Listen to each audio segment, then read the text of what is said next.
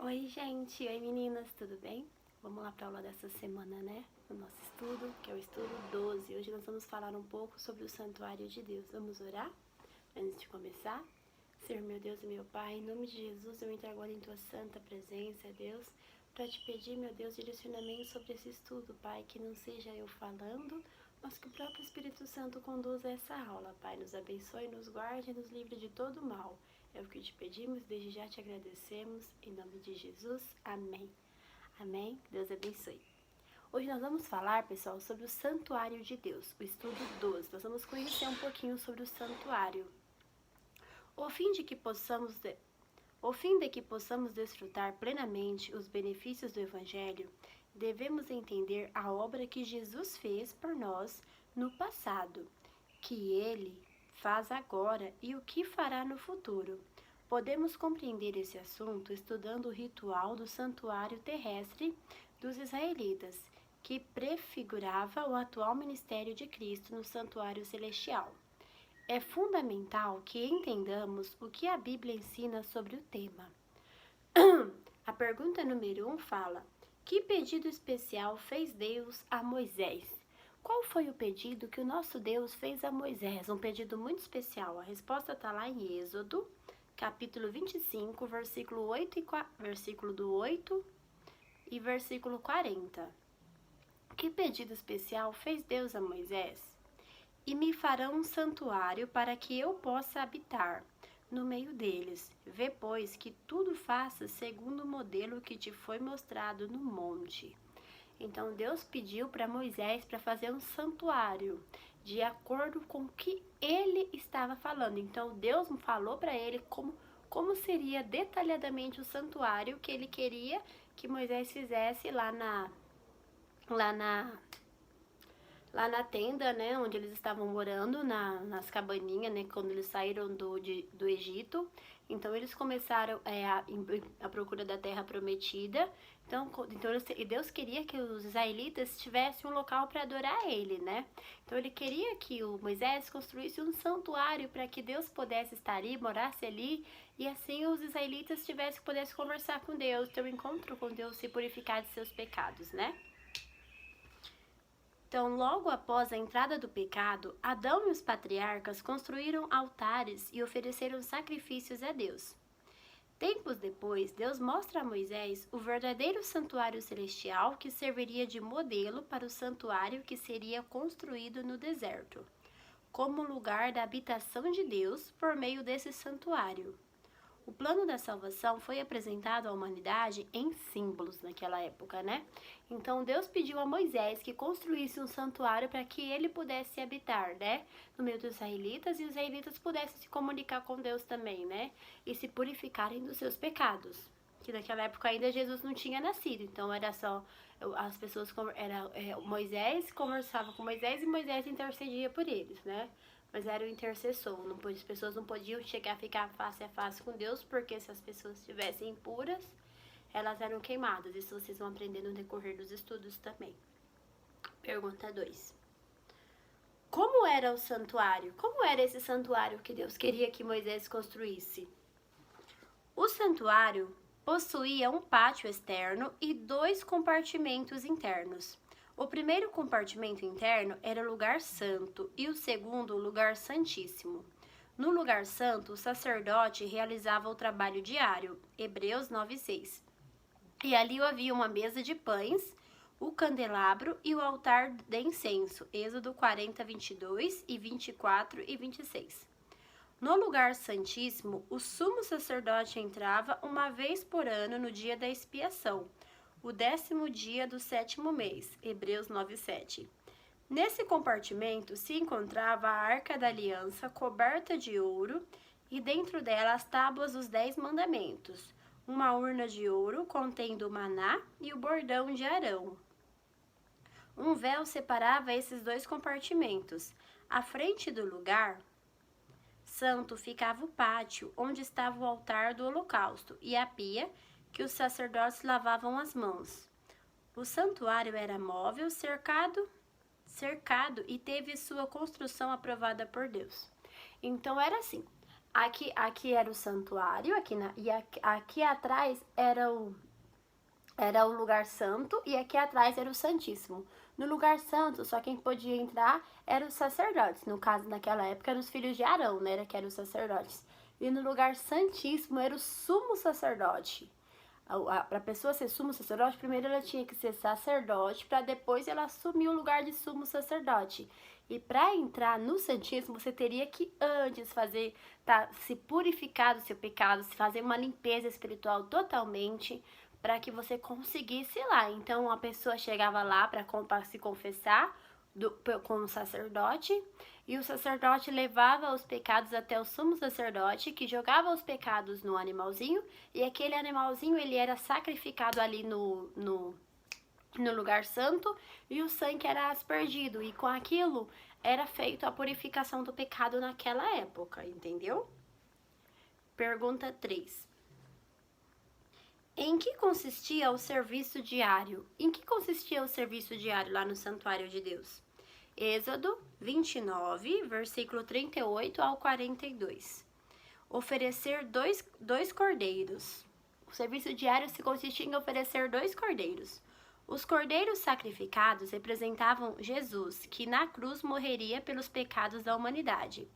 A principal função do sacerdote era atuar como mediador entre Deus e os seres humanos. O sacerdote recebia as pessoas que confessavam seus pecados sobre o cordeiro e os sacrificavam para atender os pobres, os que estavam impossibilitados de comparecer ao santuário e pelos pecados da ignorância. Deus instituiu o sacrifício contínuo, que era oferecido diariamente de manhã e à tarde, simbolizando a mediação contínua de Jesus. Por esse meio, o pecado era então simbolicamente transferido para o santuário e permanecia ali até o dia da expiação, por meio do sacrifício diário. Deus lembrava seu povo que o salário do pecado é a morte e apontava para o sacrifício de Jesus, o verdadeiro Cordeiro de Deus. Então, antes de Jesus vir ao mundo, quem era sacrificado era um cordeirinho, era um animalzinho puro, sem defeito, para a remissão dos nossos pecados. Então, depois que Jesus veio ao mundo, o próprio Jesus foi esse animalzinho que se sacrificou por mim e por você. Então, se Jesus não tivesse morrido na cruz, se ele não tivesse se oferecido em sacrifício por mim e por você, hoje, meu querido, eu e você, nós não teríamos direito à salvação. Então, se você tem o direito à salvação, se você tem o direito da graça de Deus, se você tem o direito de ser perdoado, foi porque Jesus morreu no seu lugar. Jesus morreu no meu lugar. Então, nós temos direito a morar com ele na Nova Jerusalém por causa do sacrifício dele na cruz. Então, se eu e você acreditamos no sacrifício de Jesus e cremos que o sacrifício dele é suficiente para nos perdoar dos nossos pecados e nos arrependemos de todo o nosso coração, nós já pertencemos ao reino de Deus. Tá bom, meu amigo, minha amiga? Pergunta 4. Qual era a festa que dava fim ao ciclo anual das cerimônias? Que festa que dava fim ao ciclo anual das cerimônias? Lá em Levítico, capítulo 23, versículo 27 ao 31. Qual era a festa que dava fim ao ciclo anual da cerimônia? Expiação. O 10º dia do 7º mês era o dia da expiação. Todos os pecados confessados ficavam simbolicamente registrados no santuário até essa data. Nesse dia acontecia simbolicamente a remoção dos pecados e a purificação do santuário. Era um dia de juízo que ilustrava o dia do grande julgamento de Deus. Hoje estamos vivendo o grande dia da expiação e aguardamos com expectativa a grande festa que ocorrerá no céu, a festa dos tabernáculos. A postura de humilde e confissão de pecados, enquanto se aguardava o resultado da purificação do santuário naquela ocasião, serve como exemplo para o povo de Deus hoje. A mesma atitude deve ser vista nos filhos de Deus, enquanto seus nomes passam diante dos juízos de toda a terra. Ao Jesus concluir o juízo da expiação, retornará à terra e dará a sentença aos fiéis: apartai-vos de mim, porque eu não os conheço, aos infiéis, né?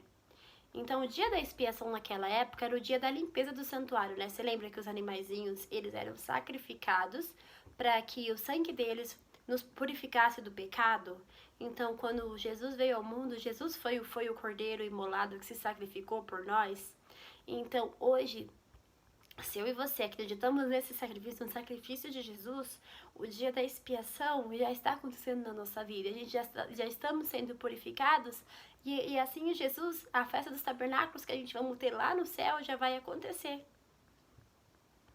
Pergunta 5. Em que consistia a purificação do santuário? No que consistia o santuário ser purificado? Levítico 16. Acontecia o sacrifício diário, como nos outros dias.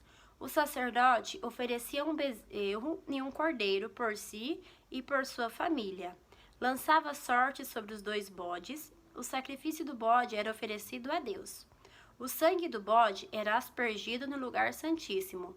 Os pecados eram transferidos para o bode, Azazel, que era enviado ao deserto. Através do sacrifício diário, os pecados eram transferidos simbolicamente do pecador arrependido para o santuário. Uma vez ao ano, realizava-se a limpeza ou purificação do santuário, que era no dia da expiação, removendo os pecados para o deserto. O santuário era o coração do culto israelita. Através de suas atividades e rituais, Deus empregou um recurso didático para exemplificar o plano da salvação. Além disso, o santuário apontava para o Messias vindouro e o ministério de Jesus no verdadeiro santuário que o Senhor erigiu, e não o homem. Olha só. Entenderam agora? Pergunta 6. Que acontecimento marcou a consumação do ritual do santuário terrestre e que santuário está em funcionamento atualmente? Que acontecimento marcou a consumação do ritual do santuário terrestre e que santuário está em funcionamento atualmente? Mateus 27, versículos 50 e 51, Hebreus 8, versículo 1 e 2. Eis que o véu do santuário se rasgou em 2 partes, de alto a baixo, com a morte de Cristo. O santuário terrestre perdeu sua função, pois a sombra deu lugar à realidade. Cristo hoje ministra no verdadeiro santuário que o Senhor erigiu, não o homem. Entendeu? O que aconteceu que marcou a consumação desse ritual? Você lembra que o lugar santo e o lugar santíssimo, santo onde era o sacerdote, que entrava o santíssimo onde entrava o sumo sacerdote, para oferecer os nossos pecados e para que a gente fosse perdoado. Quando Jesus ele veio ao mundo e ele morreu por mim e por você, eu e você não precisamos mais nos confessar com seres humanos, porque o próprio Jesus, ele quebrou esse véu. Aquele véu que separava a gente do lugar santíssimo, onde fica o nosso Deus, aquele véu ele foi rasgado em 2 partes, ele rasgou, de alta a baixa, ele rasgou. Então, hoje, eu e você temos o direito de chegar até Deus, abrir o nosso coração, falar: Jesus, eu não aguento mais, Jesus, o pecado tá pesado demais, eu não aguento mais viver nessa vida pecaminosa, e hoje, Jesus, eu quero que o Senhor me perdoe dos meus erros, das minhas falhas, Pai, e eu quero mudar de vida, Pai, eu quero viver, meu Deus, de maneira que te agrade. Aí o Senhor Jesus vem, Ele te limpa, Ele te perdoa, e Ele muda a sua vida. Porque o véu que separava a gente do lugar santíssimo, que é o lugar onde Deus habitava, ele foi rasgado quando Jesus veio ao mundo, quando Jesus morreu por mim, por você. Então esse véu, ele foi rasgado. Hoje, eu e você não precisamos nos confessar mais com o ser humano mortal. Não precisamos mais nos confessar com o pecador. A gente pode se chegar no próprio Jesus e conversar com Ele, que Ele nos ouve. Ele nos ouve sim, Ele nos responde e nos perdoa dos nossos pecados, porque Ele te ama, Ele Ele ama a gente com todo o coração dele, ele ama a gente incondicionalmente. Ninguém ama mais eu e você do que o próprio Deus, o próprio Jesus. Amém? O santuário terrestre chegou ao seu fim quando Jesus passou pela morte na cruz. Simbolicamente, o véu que cobria o lugar santíssimo, onde Deus habitava, foi descoberto e a presença de Deus não seria mais vista ali. Após sua ascensão, Jesus foi para o lugar santo do santuário celestial, onde iniciou a primeira fase da obra de intercessão. Amém? Pergunta 7. Quais as evidências bíblicas de um santuário no céu? Quais são, aonde tem na Bíblia que existe um santuário no céu? Quais as evidências que a Bíblia fala de um santuário no céu? Quais são as evidências bíblicas de um santuário no céu? Êxodo 25, versículo 40, Apocalipse 4, versículo 5, Apocalipse 11, versículo 19. Quais as evidências bíblicas de um santuário no céu?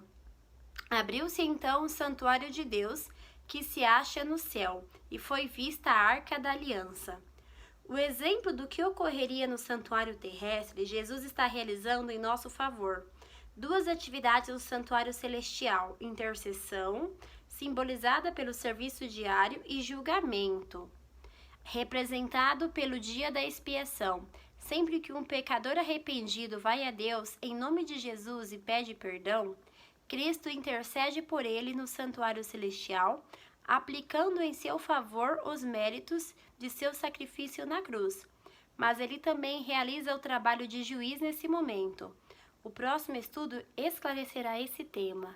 Então, sempre que um pecador arrependido chega até Jesus pedindo perdão dos seus pecados, Cristo intercede por nós através da sua morte na cruz. Mas ele também, além de ele ser advogado, que vai interceder por nós, pelas nossas causas, para nos perdoar do pecado, ele também é juiz. E ele vai ver realmente se a gente está arrependido de todo o coração. Aí ele vai nos julgar, porque ele tem esse poder, ele é Deus, né? No próximo estudo da semana que vem, vocês vão entender um pouquinho mais sobre esse assunto. Recapitulação. O santuário terrestre foi feito segundo o modelo no santuário do céu. Era dividido em 2 compartimentos, Santo e Santíssimo. O sacerdote oferecia 2 cordeiros, um pela manhã e outro à tarde, no dia da expiação. No dia da expiação era feita a remoção dos pecados. Jesus, hoje, está atuando no verdadeiro santuário que existe no céu. Algo para a gente refletir durante essa semana.